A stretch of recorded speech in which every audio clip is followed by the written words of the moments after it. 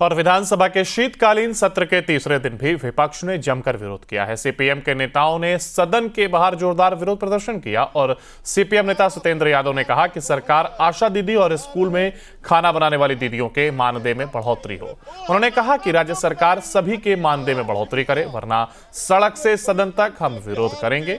वहीं उन्होंने कहा कि सरकार कल जो आंकड़ा पेश की है, अब तक 156 लोगों की जहरीली शराब से मौत हुई है, वो गलत है। सरकार केवल एक जिले का आंकड़ा बता रही है। तो वहीं उन्होंने कहा कि बिहार में नीतीश कुमार की शराबबंदी पूरी तरह से विफल है।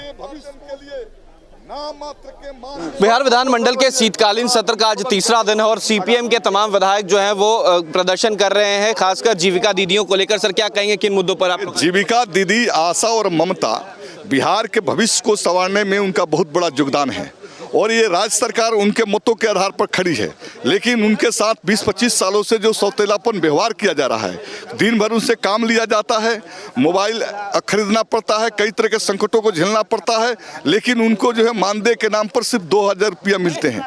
रसोईया के वही हाल है, 1600 रुपया मिलता है। तो हम तो चाहते हैं आशा, ममता, जीविका और रसोईया जो महिलाएं हैं, इनको अस्थायीकरण किया जाए और उनको 25,000 रुपया सैलरी जो है प्रति माह दिया जाए। इस मांग को लेकर सामाजिक सुरक्षा पेंशन जो केरल के तर्ज पर 3000 मिलना चाहिए, इस मांग को लेकर आज हम सदन के अंदर, सदन के बाहर और सदन के अंदर प्रदर्शन कर रहे हैं और हमारी पार्टी के लोग सड़कों पर भी सवाल पर लड़ाई लड़ रहे हैं। क्या नीतीश कुमार के समक्ष ये तमाम बातें रखेंगे? बिल्कुल नीतीश कुमार के समक्ष तमाम बातें रखेंगे।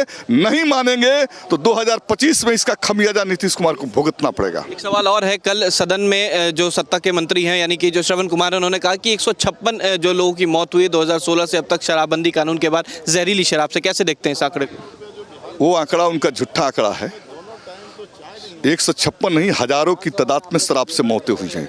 अकेले सारण प्रमंडल के अंदर जो है, जो निजी आंकड़े हैं हमारे, 350 से ज़्यादा लोग जहरीली शराब पीकर मरे हैं। और ये तो पहले कहते थे कि पिएगा तब मरेगा। मैंने ही सदन के अंदर सवाल उठाया था, सत्ता पक्ष में मैं था, लेकिन मैंने नीतीश कुमार को धोया था और हमारे दबाव में इन्होंने फैसला लिया कि हम उनको 4 लाख मुआवजा देंगे, जो मेरा मांग था। तो ये श्रवण कुमार जो कह रहे हैं कि मुआवजा दे रहे हैं, उनकी कॉन्सेप्ट नहीं था, ये कॉन्सेप्ट तो मेरा था। हमने दबाव दिया सदन के अंदर सरकार पर और बाध्य होकर सरकार को 4 लाख रुपया मुआवजा देना पड़ा। तो ये आंकड़ा जो है उनका 156 का, ये आंकड़ा जो है गलत है। हजारों की तादाद में तो केवल सारण में मौतें हुई है। बिहार के अन्य प्रांत, अन्य जगहों पर तो रोज मौतें हो रही है। तो ये लोग जो है निर्लज है, झूठ बोलते हैं, सदन को, बिहार की जनता को गुमराह करते हैं। इनका शराबबंदी जो पूरी तौर पर फ्लॉप है। शराबबंदी का मतलब अब सिर्फ रह गया है पुलिस पदाधिकारी, राजनेता और गुंडों की अकूत कमाई का साधन। ये शराबबंदी शराब से मुक्ति के लिए नहीं किया गया, बल्कि पुलिस प्रशासन, राजनेता और गुंडों की कमाई बढ़ाने के लिए शराबबंदी किया गया। जमीन पर कहीं शराबबंदी नहीं है। गरीब बुरबा जो है जहरीली शराब पीकर मर रहे हैं। ये निर्लजता की प्रकाशता है कि ऐसी सरकार ढोंग करती है कि 155-56 मरे।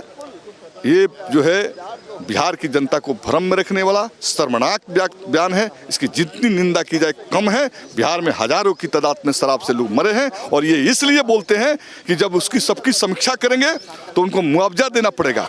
ऐसे भी परिवार जिन्होंने पोस्टमार्टम नहीं कराया, मरने के बाद जला दिया, तो इससे ज़्यादा भी कोई निर्लज और निरंकुश सरकार बिहार में होगी जो अपने नागरिकों के मौत पर जो है मातम मनाने की जगह पर मुख्यमंत्री भरे सदन में खुशियों का इजहार कर रहा था।